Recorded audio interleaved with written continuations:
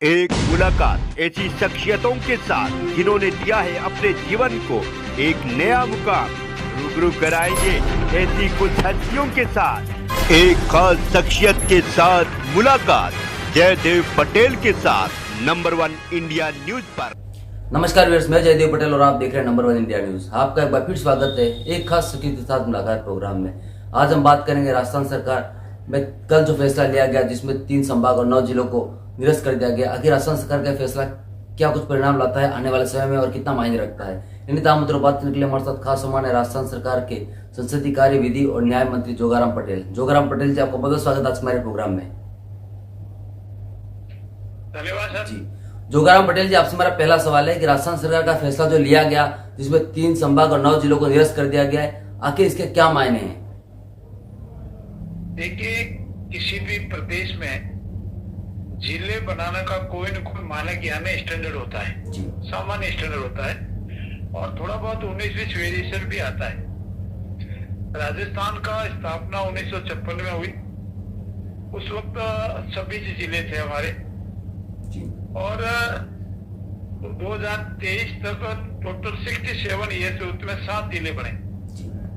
और 2023 के अंत में जब पूर्ववर्ती कांग्रेस सरकार का कार्यकाल समाप्त होने को था तो उन्होंने आनन फानन में सिर्फ राजनीतिक लाभ लेने के लिए डूबती हुई नैया के दौरान इन 17 जिलों की घोषणा की।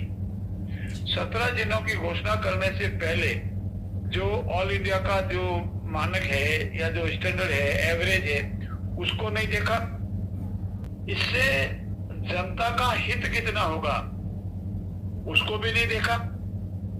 साथ ही साथ इंफ्रास्ट्रक्चर जो होना चाहिए, बिल्डिंग है, फर्नीचर है, बाबू है, स्टाफ है, उनको नहीं देखा। कितनी नॉर्मल तहसीलें होनी चाहिए, जैसे नॉर्मल इंडिया का एवरेज है 9 लाख के आसपास की पॉपुलेशन, कम से कम 6 लाख की पॉपुलेशन, अधिक से 9-10 या जो भी है जाओ, एवरेज से 7-8 तहसीलें होनी चाहिए, इनको भी नहीं देखा। और आनन फानन में राजनीतिक लाभ प्राप्त करने के लिए राजनीतिक उद्देश्य से इन जिलों की घोषणा कर दी।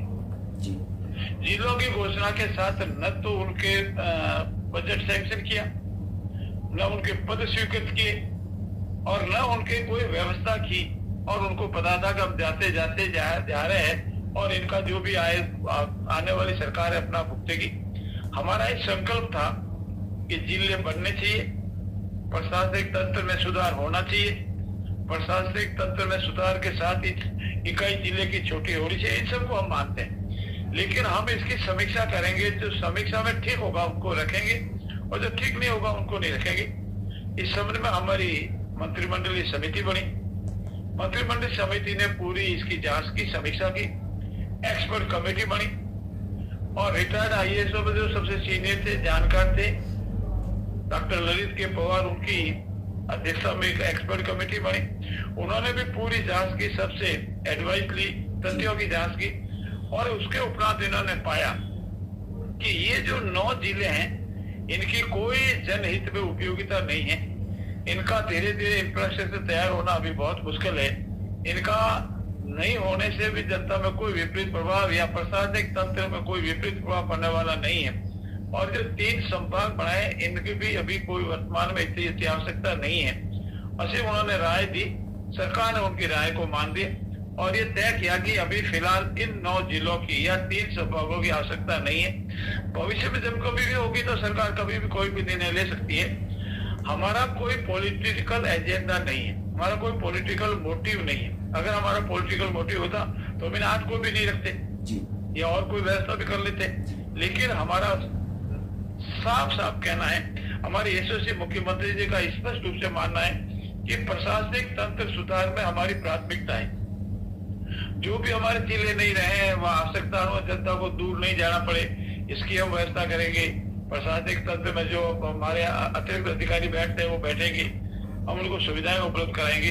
लेकिन इतना बड़ा आर्थिक भार एक जिले को बनाने में हमारी एक्सपर्ट ने आज सभी समाचार पत्रों में लिखा है, इतना बड़ा आर्थिक भार, इतना बड़ा प्रशासनिक लवाजमा, इतना बड़ा इंफ्रास्ट्रक्चर एक साथ किसी प्रदेश के लिए संभव नहीं है कि वो इतना एक साथ खड़ा करे। धीरे धीरे आवश्यकता अनुसार सभी होते हैं। अगर 67 ईयर्स में 7 जिले बने और 1 साल में 17 जिले बने तो आप समझ सकते हैं कि किस तरह का कैसा निर्णय था। इसीलिए हमारी मंत्रिमंडल समिति की जो रिपोर्ट थी उसको कंसीडर करने के ऊपर एक्सपर्ट कमेटी की जो रिपोर्ट एक्सपर्ट रहे हैं, विधि विशेषज्ञ रहे हैं, राजनीतिक क्षेत्र में काम करने वाले रहे हैं जी, उन सबकी राय के आधार पर सरकार ने ये माना कि इन जिलों की अभी फिलहाल कोई आवश्यकता नहीं है, उपयोगिता नहीं है, जनहित में नहीं है। इसलिए इन जिलों के संबंध में हमने निर्णय लिया है और 3 संभागों के संबंध में इसी आधार पर निर्णय लिया है। जी जोगाराम पटेल जी, लेकिन जो 8 जिले जो यथावत हैं उसको लेकर के जो विपक्ष यानी खासकर कांग्रेस पार्टी आरोप प्रत्यारोप लगा रही है, उनका कहना है कि ये जो 8 रखे हैं वो सिर्फ राजनीतिक दृष्टिकोण से रखे गए हैं। ये पूर्ण रूप से उनका गलत मिथ्या आरोप है।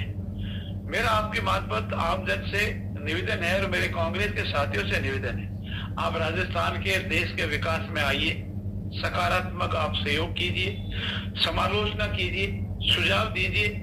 मात्र आरोप लगाने के अलावा कांग्रेस के पास अब कुछ भी न बचा है। अंतर विरोधी कांग्रेस के आपस में लड़ना है, इधर खींचना, पूरे 48 घंटे बीत गए हैं। लेकिन मतलब कल के इससे हमारी पीछे के बाद आज तक का जो भी समय हुआ है, इसके दौरान तथ्यात्मक रूप से, कानूनी रूप से एक भी आरोप नहीं लगा सके कि ये जो हमारा निर्णय है वो इस तरह से सही नहीं। मात्र आलोचना करना कह सकते हैं साहब ये हुआ, नंबर लगाया गया, इस साल पर क्यों लगाया, ये नहीं कहा कि गलत कैसे, ये तो वो भी बात है गलत है। मैं आपके संज्ञान के लिए बताना चाहता हूँ, कांग्रेस के 2 विधायक है रानीवाला से और बीरमाल से। उन दोनों विधायकों ने हमारे जो एक्सपर्ट कमेटी उसके सामने ये कहा है कि जो 400 जिला बन रहा है उसमें हम सम्मिलित नहीं रहेंगे, हमारे लिए उपयोगी नहीं है। साथ ही साथ आज दुद्दू के विभिन्न क्षेत्रों के अनेक लोग आए, दुद्दू जिला समाप्त हुआ है, अनेक लोग आए, मुख्यमंत्री जी को धन्यवाद दिया कि हमारे लिए दुद्दू जिला उपयोगी नहीं था, हमारी घर वापसी हुई है, उसके लिए भी बहुत धन्यवाद। इसी तरह अन्य जिलों के लोग भी आज दिन भर आए, मुख्यमंत्री जी को धन्यवाद दिया कि हमारे हित में निर्णय लिया गया, ये जनहित में निर्णय। इसलिए कांग्रेस पार्टी के पास आरोप प्रत्यारोप इसके सिवा कुछ भी नहीं है और उनको एक ही आर्गुमेंट है, पर्ची वो, मतलब बिना किसी आधार, कोई तथ्यात्मक बात, बिना कोई लीगल बात, सिर्फ आरोप प्रत्यारोपों के अलावा कांग्रेस के पास कुछ भी नहीं बचा है।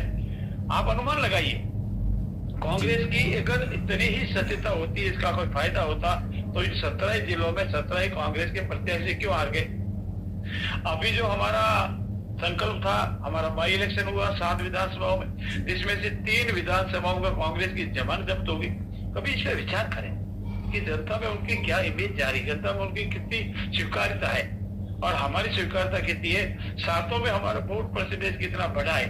और जनता ने जो हम जो निर्णय लेते हैं वो किसी पॉलिटिकल थॉट्स को लेकर के नहीं, पॉलिटिकल फायदे लेकर नहीं, जनहित में लेते हैं। और हमारा पहला मकसद है हमारे आदरणीय नरेंद्र मोदी जी का, हमारे मुख्यमंत्री जी का, कि हम सिर्फ राज के लिए निर्णय नहीं लेते हैं, हम व्यवस्था परिवर्तन और देश हित में निर्णय लेते हैं और इसी आधार पर हमने निर्णय लिया। जी जोगाराम पटेल जी, आपसे मेरा एक आखिरी सवाल है कि कांग्रेस पार्टी का यहाँ तक कहना है कि अगर हम सरकार में दोबारा आते हैं, पुनः हमारी वापसी होती है, तो जितने जो जिले आप लोगों ने निरस्त किए हैं, संभाग निरस्त किए, उनको हम दोबारा बनाएंगे। असीम सपने धरातल पर काम करके देखना चाहिए, ये उनका असीम सपने कभी भी पूरे होने वाले नहीं। जी जोगाराम पटेल जी, आपने समय निकाला, उसके लिए बहुत बहुत धन्यवाद। Thank you.